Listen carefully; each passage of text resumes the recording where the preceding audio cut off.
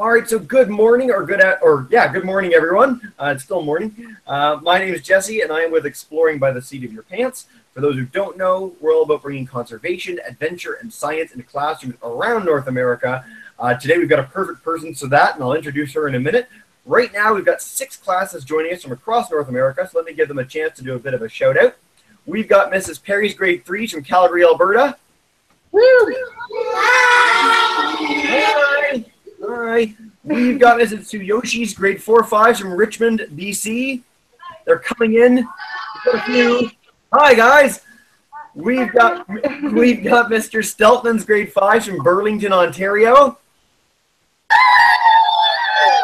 Very high pitched. I appreciate that. We've got Mrs. Lynch's grade 4s from Kalispell, Montana. Say hi. Hi. Yes, there are so many. All right, and then 2 classes. I can't demute your mic. We've got Mr. Candela's grade 7s from Kingston, Ontario. Hi, awesome. And then also can't demute your mic. Oh, did they just disappear? No, we've got Mrs. Armin's grade 4s from Anaheim in California. Where are they? Did they disappear? They disappeared. They'll be back. All right. Of course, the reason you guys are all here today is for our amazing speaker. We're joined live by Kerstin Forsberg. She is the founder of Planeta Océano, an amazing nonprofit that works to promote conservation, support cool initiatives in Peru. She's an amazing speaker. She's an amazing person. She's been supported by World Wildlife Fund, Forbes, Rolex, a little bit of everyone. Just, you have my dream job, Kerstin. And without further ado, I'll let you take it away, and looking very forward to hearing all about mantas and Peru and your work. Thank you so much for joining us. Great.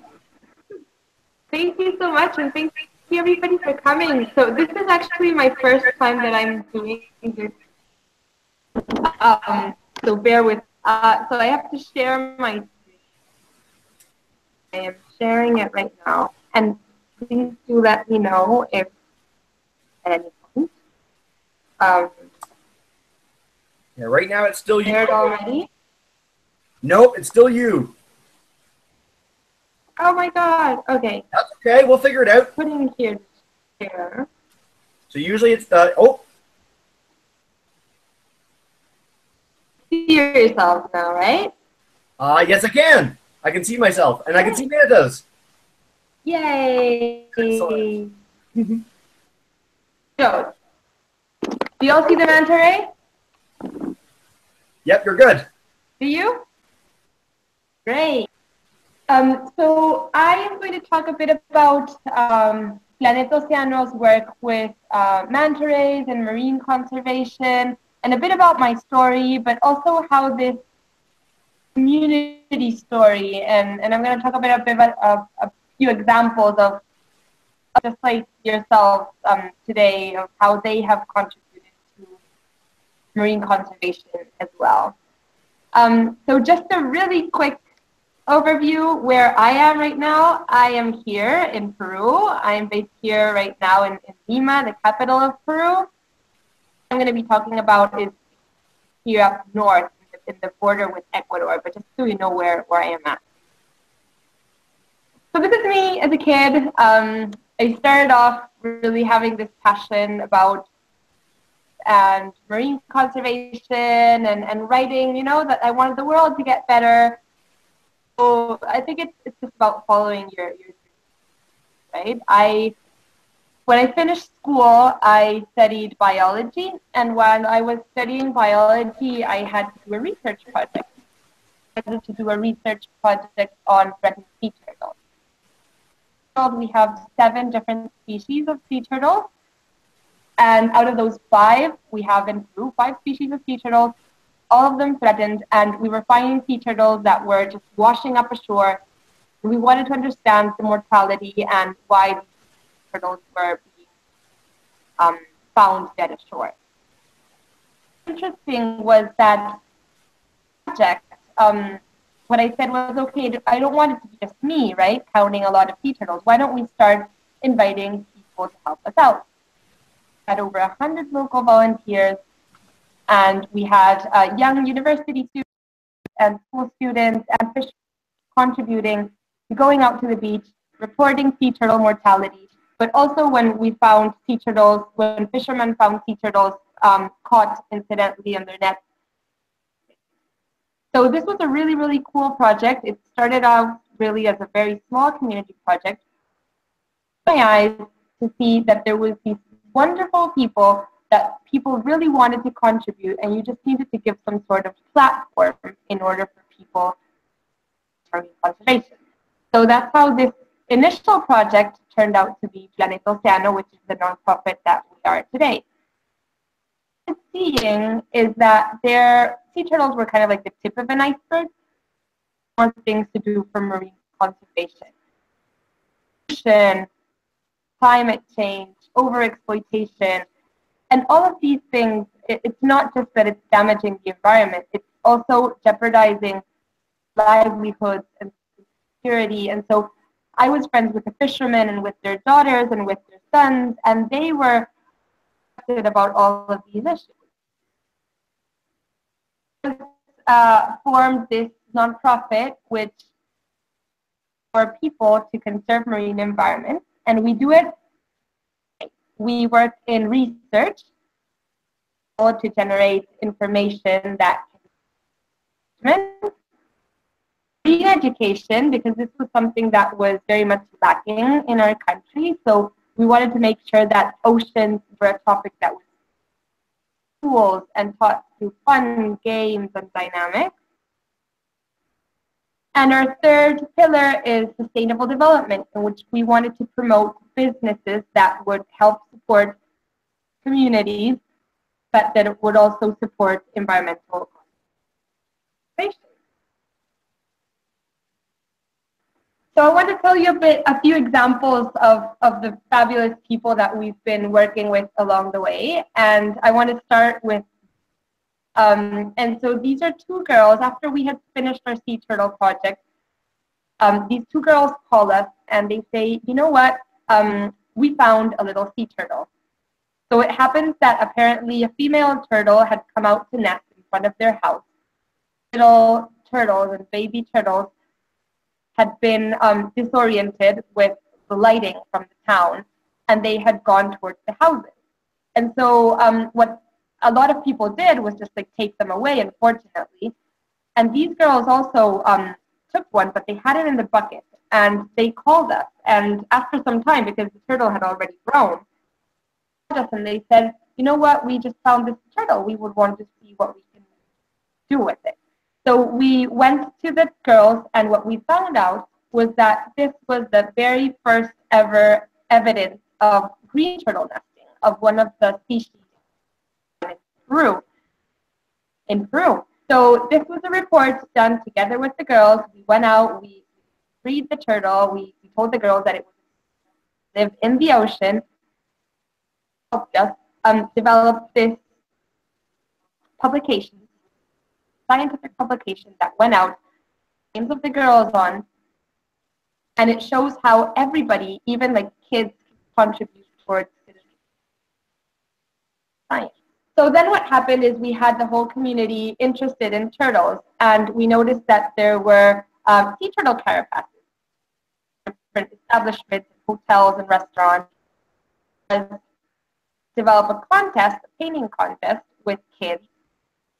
And winners of that painting contest were printed out in postcards, and the postcards were handed out. And so we would approach the restaurants and we would say, offer you all these postcards for your guests, but please just take down that sea turtle carapace. Ornament there, you want to buy sea turtle carapaces, and that will stimulate mortality.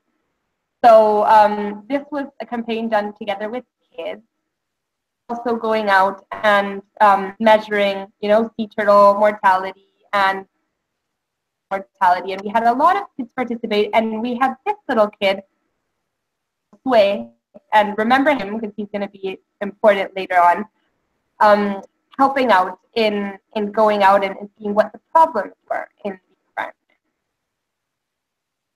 environment.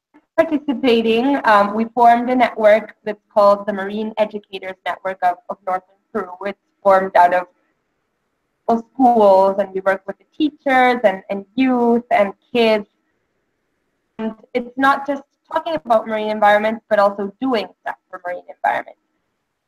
People have been doing mangrove reforestation, developing their own parades and recycled costumes to interview fishermen and then give awards to the most responsible fishermen. Schools themselves and the kids themselves are writing articles on newspapers and showing the importance environments are to them. And so we were working on that, and then so this is a giant manta ray that had been captured in the artisanal and the fisherman that gave us this photo was quite worried because every time they went out and they targeted giant manta rays, a lot of the manta rays that they were targeting were also pregnant females. It's a really big issue because if you're not just killing the mom, you're killing also, the pup, and it's a really difficult situation for the population that wants to reproduce. A very brief overview of giant manta rays and they're so fabulous. Rays are kind of cousins to sharks. They're kind of like flat sharks, but like very. They don't have bones and skeletons. They have like cartilages. They are not harm.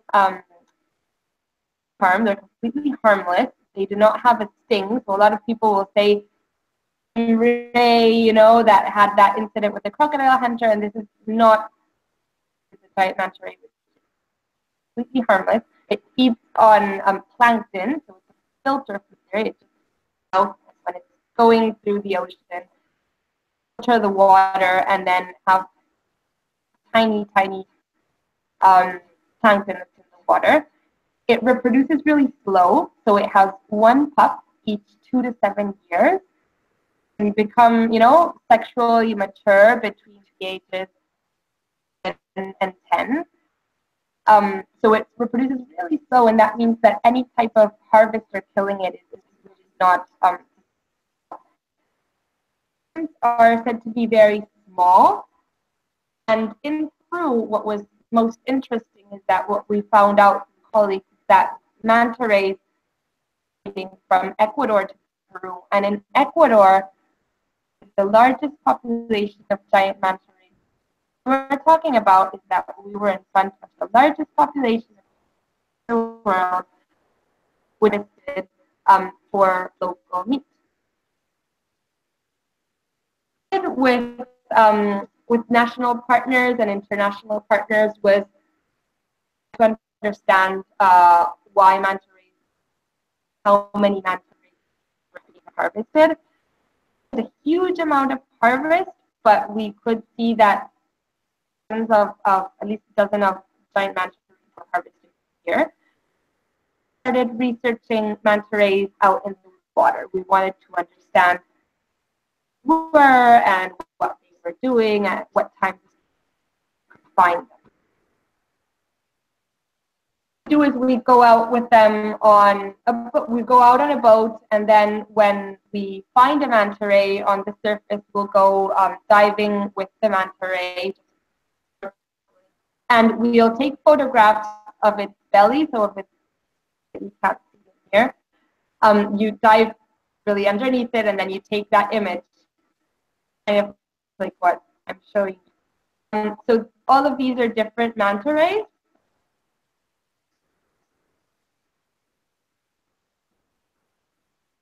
Different manta rays, and each one of these photo IDs, as we call them, is kind of like a digital, like a fingerprint of each of the mantas.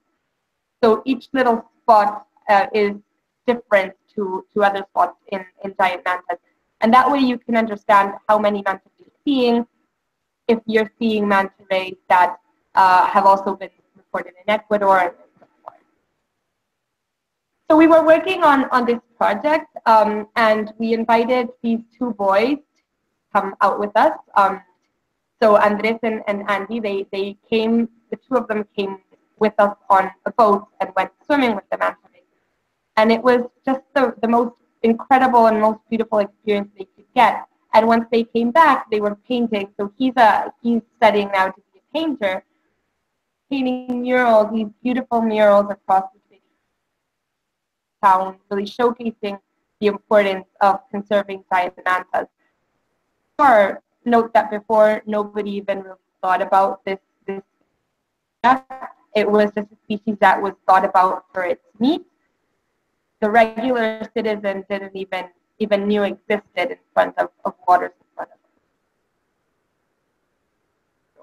And then we started doing this very large campaign together with the school. So remember that little 4-year-old kid that I talked to you about measuring sea turtle mortality?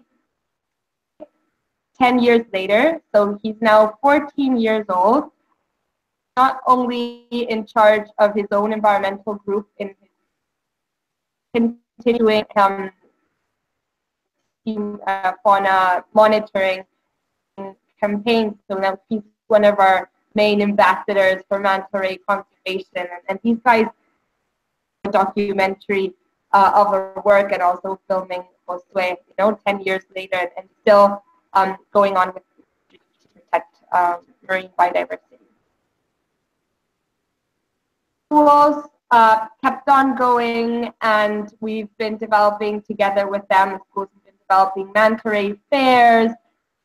These are celebrated with schools, and kids are a really, really important part of this because they're at the stands and teaching their own peers of manta ray conservation and marine conservation. This experience and all our work in has also made us really proud to be a partner of UNESCO's program on education for sustainable development. So I'd recommend your teachers to also look into that Global Action Challenge. So the community was already very much engaged, but harvest kept on going because manta rays were still not legally protected in the country. Given the authorities' proposal to cease, but it still wasn't coming through. Huge manta ray that came out in the community. Manta ray that it had to be lifted up with a crane. And the fishermen that captured the manta got incidentally tangled in the fishing net. Bring it back because he thought he could earn a lot of money from the manta ray. Manta ray meat was not valuable at all, and so at the end he ended up basically losing all the money he had invested. And so what we did is, together with our volunteers, these are volunteers that came and visited us from different countries, we approached Edgardo Cruz. And we said, you know what, you know a lot about manta ray before. We don't want to come here and be your enemy. We want to come here and be your friend. We want you to join us and become an ally in manta conservation. To be part of our group. Developing so far is community-based ecotourism. What we were working on at that time is to develop, led by fishermen themselves, in which tourists that goes to northern Peru out and meet one of these fishermen and go out to sea with them and swim with the giant manta ray. Fishermen Association has 10 different fishermen that have been trained and given support, and Edgardo Cruz is one of the main leaders and ambassadors of that. And what we're doing is ultimately developing a new that will provide more income, but also make manta rays valuable alive rather than harvested. So this has been a really, really cool experience.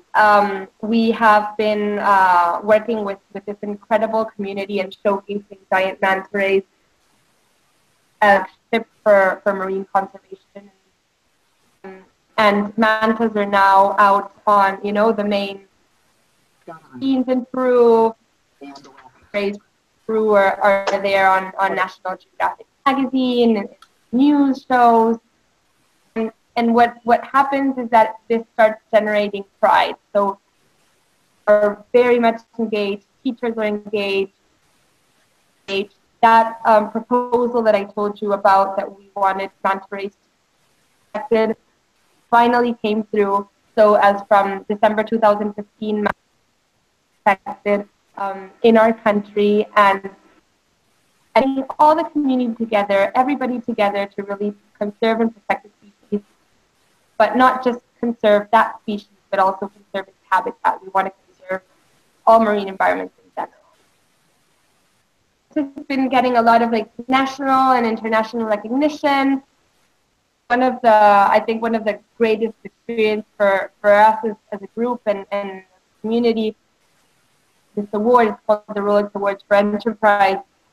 Really nice experience, and the awards were given here at the Dolby Theater, which is where the Oscars take place. Purple dress, walking up on the stage and receiving the award from my ultimate marine ocean hero of all time, Dr. Sylvia Earle. So it was a really, really great. And just to kind of finish off with this presentation, learned out of this is that anybody can really spread the word. So starting off as a kid myself and working with a lot of kids all along the way, youth voices are extremely significant in order to move the agenda forward in terms of protecting our marine environment. So remember to share, all this within your classroom, spread the word with your friends and family. This is my daughter. My daughter is 4 years old now, but this is when she was a baby, and I was taking her, to different conferences, and starting to always share what you think with your family. Spread the word with the community, right? You guys have the energy, you have the potential, you have the voice to really make in your own community. So that leads me to kind of inviting you to become change makers yourself. And kind of a very simple path to this is of all the local problems that are in your area. What local problems try to solve, and what are those roots? Why are they there? And then based on that, define a solution, defining what you want to do, why you want to do it, how you want to do it, you're going to do it. And based on that design of your solution, you can then go out and seek partners and seek support in order to make it happen. No dream is too small. You can definitely do that. And one thing I'd like to invite you is we're actually working on this program right now with a lot of schools from Peru.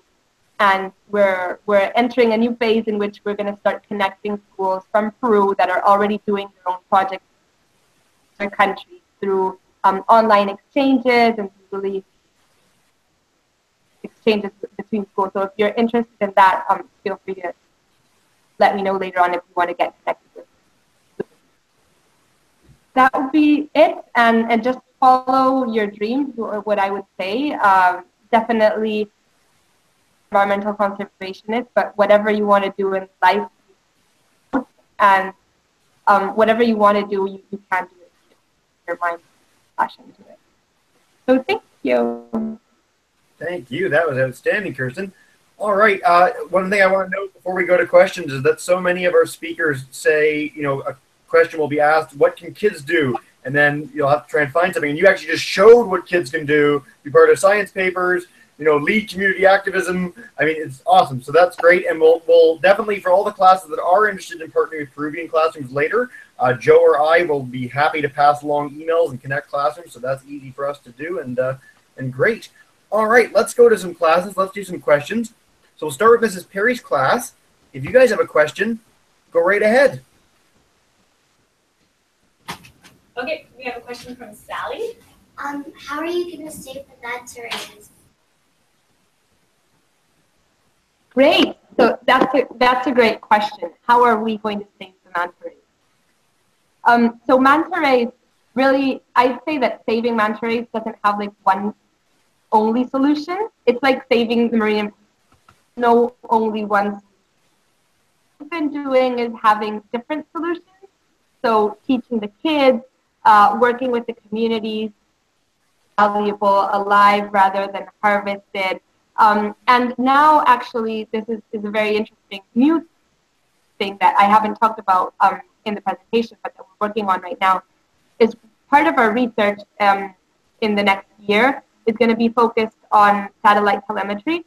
So we're going to be tagging the giant manta rays to understand where they're going and what path they follow within.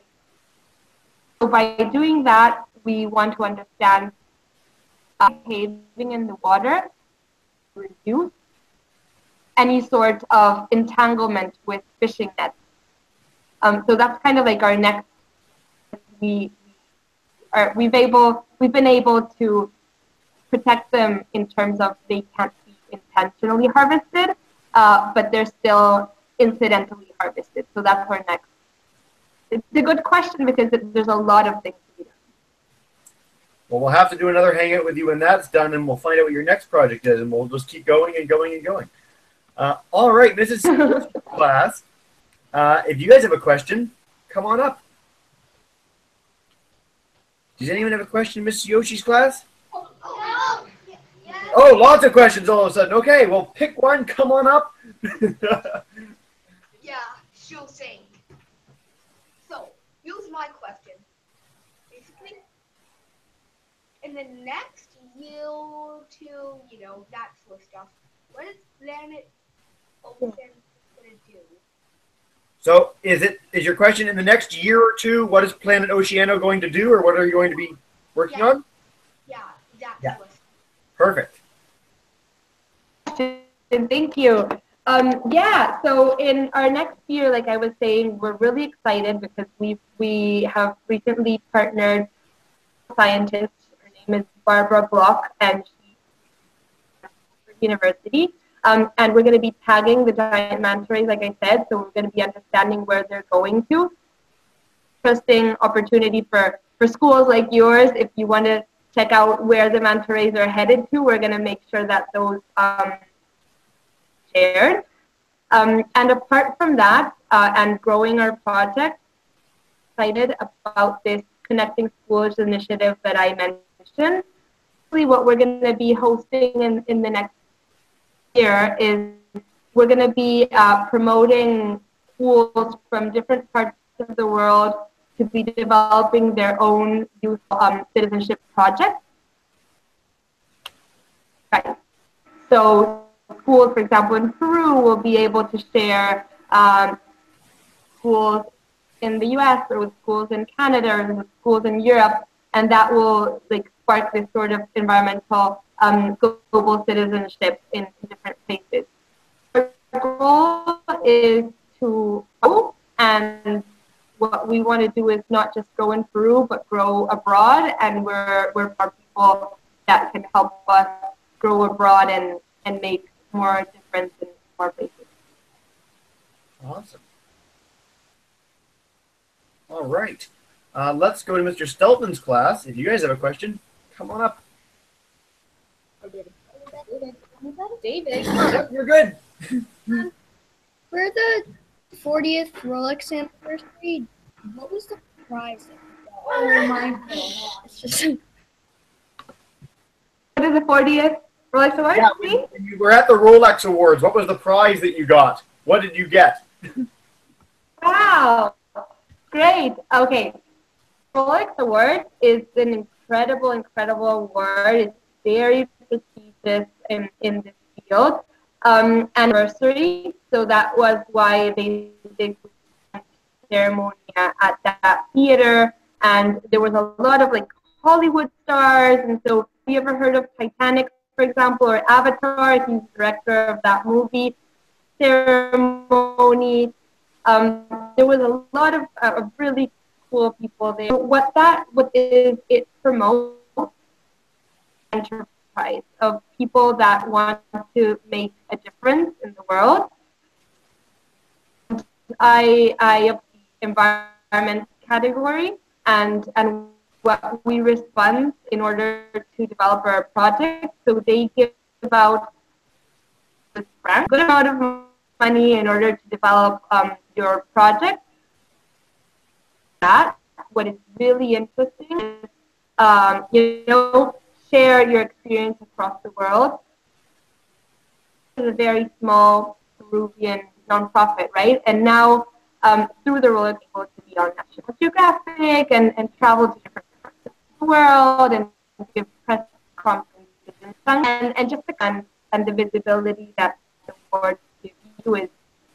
So if you guys want to apply to the Rolex Awards later on, that there is a youth category, I think under 25. Obviously, but you can start practicing on your ideas and developing them from now. Excellent. Kerstin, you cut out a little bit there, but it's all good. We got the main gist that, more than any financial reward, the whole world knows about what you're doing now through the Rolex Awards, which is amazing. So that's marvelous. And youth award, a new youth award for Rolex. So any of the students that want to launch their own projects, it's out there, and you can be on that stage and wear that same awesome dress. All right. Let's go to Mrs. Lynch's class. If you guys have any questions, come on up. I have 2 questions. Are manta rays on the endangered list? And do manta rays swim in a pod?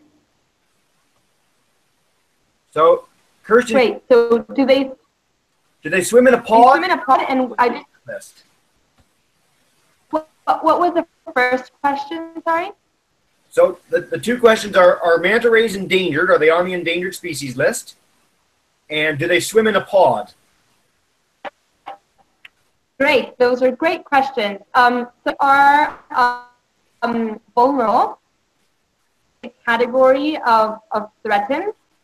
What I would recommend you to check out, which is a really, really, really interesting website, it's called the IUCN Red List.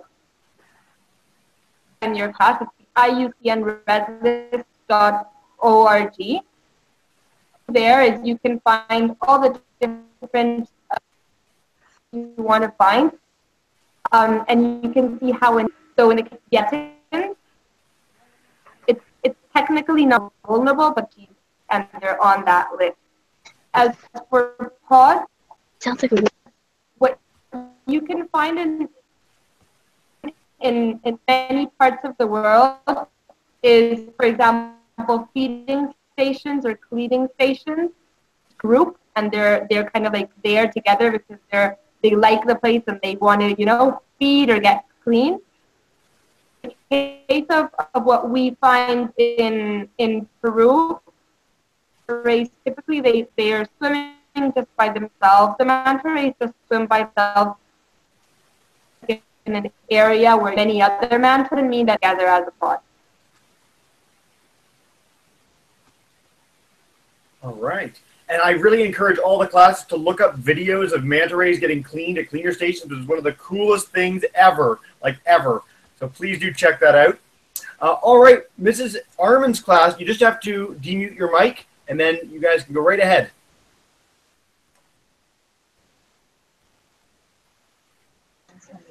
Perfect. Yep. Hi. What is the main predator? What is the main predator of the manta ray in Peru? Really good question. So the main predator of manta rays were fishermen because fishermen are very big. So because they're so big, it's easy for them to be eaten. Instead, well, you can have the interaction of the fishery. However, interactions with sharks, and sharks would be kind of like the main predator of manta rays, and you can sometimes find manta rays that have like scars or that have been kind of like bitten off by sharks. Apart from that, I would say that fisheries were the main.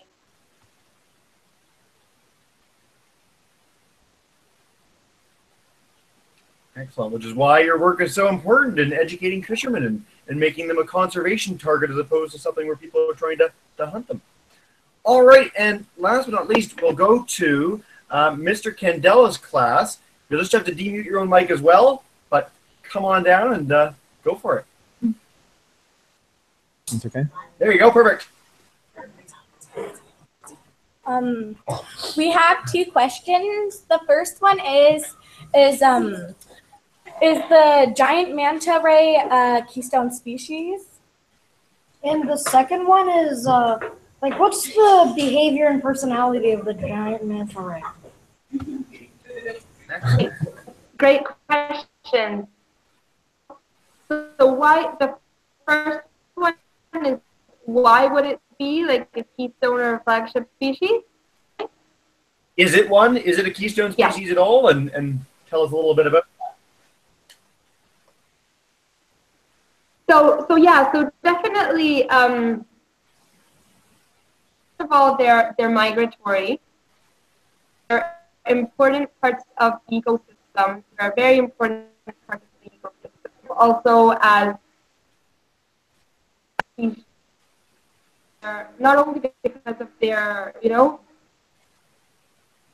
biological traits, but also because of its kind of like vision and how characteristic and charismatic it can be.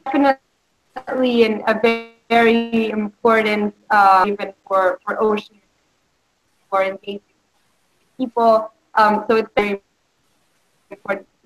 And as for behavior, rays, you're mentioning if they were harmful or not. No, what was the behavior, right? Yeah, what? It's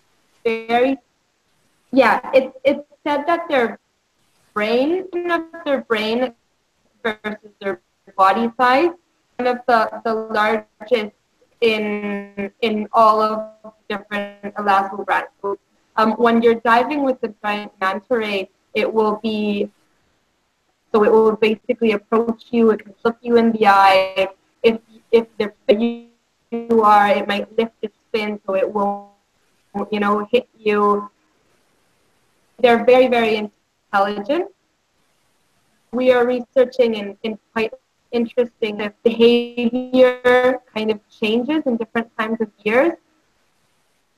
Rays in Peru aren't so curious and don't approach you as much and flee when they see you. So that might be a particular behavior. We're kind of trying to understand more in depth of behavior, but it's really important and really important. So all the more reason we'll have to do another hangout and find out even more about what we learned about mantis. So at the end of every hangout, Kerstin, what we do is I'm going to demute everyone's microphone. So Ms. Perry, Tsuyoshi, Steltman, Lynch, everyone, and if you guys could join me in saying a big thank you to Kerstin. That would be great. So thank you so much. Thank you. And as I said, absolutely. If any of you classes are interested. Thank you. I hope you enjoyed it, and definitely if you're interested, please get in and we'll see what we can do to partner as well with you. Outstanding. Well, we'll be happy to make that connection possible if you guys are interested. And until then, have a lovely rest of your day. And